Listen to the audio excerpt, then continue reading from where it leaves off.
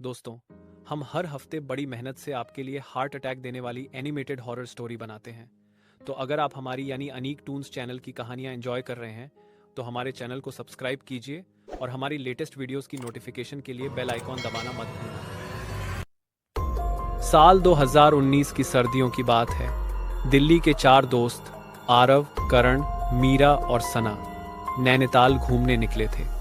बर्फबारी का मौसम था और झील के आसपास का नज़ारा बेहद सुंदर लग रहा था। सबके मन में था कि इस बार कुछ अलग किया जाए, इसलिए उन्होंने तय किया कि होटल में नहीं बल्कि किसी पुराने गेस्ट हाउस में रहेंगे जो झील से थोड़ी दूरी पर जंगल के किनारे था। जब वे पहुंचे तो देखा गेस्ट हाउस टूटी फूटी हालत में था। दीवारों पर सीलन, लकड़ी की सीढ़ियां जो चढ़ते ही चरमराने लगती थी और कोनों में मकड़ी के जाले। बाहर का केयरटेकर मनोहर बहुत अजीब नज़र से उन्हें देख रहा था। उसने धीमी आवाज में कहा, साहब, ऊपर वाली मंजिल पर मत जाना, रात में वहां कुछ अजीब होता है। चारों हौंस पड़े। उन्हें लगा कोई पुरानी अफवाह होगी। रात को सबने एक ही कमरे में आग जलाकर बैठने का सोचा।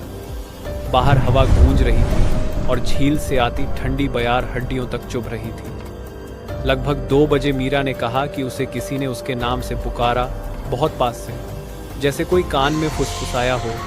मीरा वो डर गई, पर जब सबने खोजा तो कोई नहीं मिला। दूसरी रात कुछ और भयानक हुआ। करण देर रात बाथरूम गया। वापस लौटते वक्त उसने दालान में एक औरत को देखा, सफेद साड़ी में, लंबे खुले बालों के साथ, जो झील की तरफ देख रही थी। करण ने पूछा, कौन हैं आप? औरत ने धीरे से गर्दन मोड़ी। उसकी आंखें पूरी काली थी और चेहरा सड़ा, गला लग रहा था। करण चीखता हुआ भागा और दरवाजा बंद कर लिया। सुबह जब उसने सबको बताया तो सब डर गए। आरव ने गुस्से में कहा, यह सब तुम्हारा भ्रम है। लेकिन केयरटेकर मनोहर ने कहा, नहीं साहब, यहाँ जो औरत है वो झील में डूबकर मरी थी। पहले इसी कमरे में रहती थी। उसका नाम वंदना था।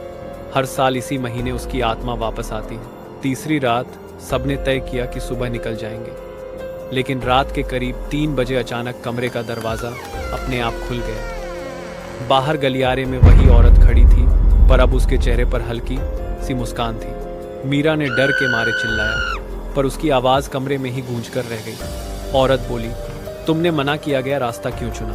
तभी सना को याद आया कि उसका चार्जर ऊपर वाले कमरे में रह गया है। उसने कहा, मैं बस 2 मिनट में ले आती हूँ। बाकी तीनों बोले, मत जा, पर वो चली गई। ऊपर से उसके कदमों की आवाज आई, फिर अचानक तेज चीख और सब कुछ शांत। तीनों दौड़कर ऊपर पहुंचे। दरवाजा अंदर से बंद था। जब तोड़ा तो कमरे के अंदर कोई नहीं था। दीवार पर खून से लिखा था। अब एक और आत्मा जुड़ गई। अगली सुबह पुलिस आई। कमरे में कोई इंसान नहीं मिला, लेकिन झील के किनारे सना का दुपट्टा तैरता हुआ मिला। उस दिन के बाद वो गेस्ट हाउस बंद कर दिया गया। कहते हैं आज भी रात के 2 बजे झील के पास कोई सफेद कपड़ों वाली औरत दिखती है जो धीरे धीरे मुस्कुराती है, और अगर कोई उसका नाम पुकार ले तो वो उसे अपने साथ ले जाती है हमेशा के लिए। दोस्तों, क्या आप नैनीताल ट्रिप पर गए हैं? क्या आपके साथ ऐसा कुछ हुआ है? कमेंट में अपना एक्सपीरियंस ज़रूर बताएं।